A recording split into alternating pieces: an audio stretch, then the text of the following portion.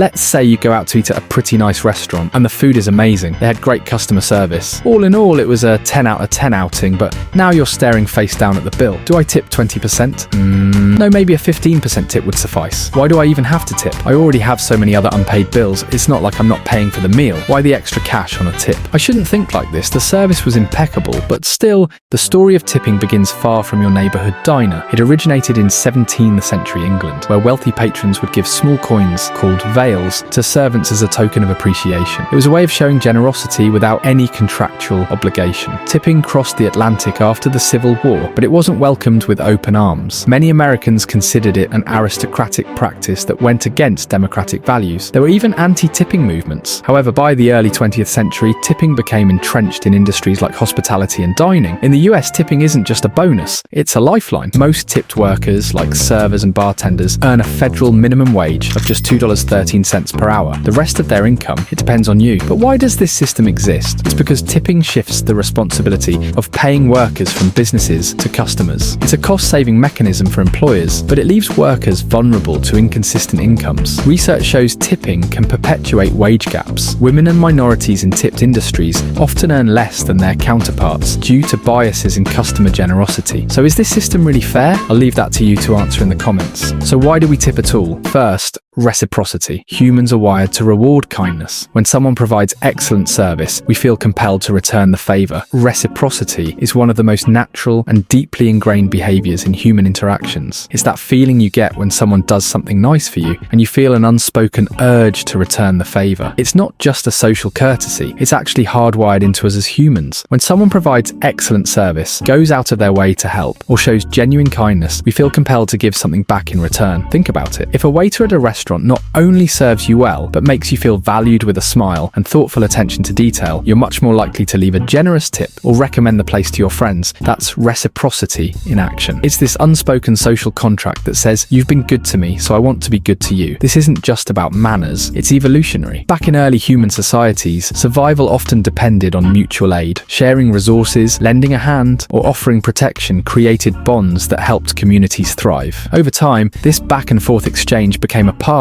of our DNA. We may not be sharing food to survive anymore, but the impulse to reciprocate remains just as strong. You see it in so many areas of life. A friend helps you move into your new apartment, and without a second thought, you're offering to help them when it's their turn. A stranger lets you merge into traffic during rush hour, and you find yourself more willing to do the same for someone else. Even in the workplace, when a co-worker supports you with a task, you feel a pull to return the favor, maybe by covering for them when they need help. Businesses have tapped into this principle too. Think about when a company gives you a free sample or an unexpected discount. That small gesture often sparks a desire to give back by making a purchase or staying loyal to their brand. It's not manipulation, it's understanding human nature. People love to feel valued, and when they do, they want to keep the relationship going. Second, social pressure. No one wants to look cheap, especially in front of a date. Tipping becomes a way to maintain our image. Tipping isn't just about showing gratitude, it's also tied to something we all feel from time to time: social pressure. Let's be honest, no one wants to look cheap, especially when there's an audience. Whether it's your friends, family, or even a first date watching, tipping becomes more than just a thank you. It's a way to uphold your image. Imagine you're out to dinner on a date and the check arrives. You know the server's been attentive, refilling your drinks and making sure everything's perfect. In that moment, leaving a solid tip isn't just about the service, it's about what it says about you. Are you generous,